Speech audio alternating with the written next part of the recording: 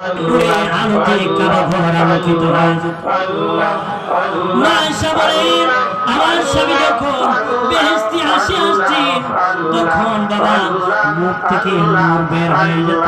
নূরের আলোতে সামদেশের প্রাসাদগুলো পর্যন্ত আলোকিত হয়ে যেত।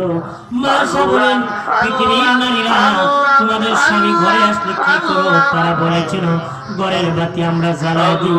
মা আয়েশা মুস্কি হাসি আকর্ষণ রে, তোমরা ঘরের বাতি জ্বালাও, আমি আয়েশা ঘরের বাতি নিভিয়ে দিই।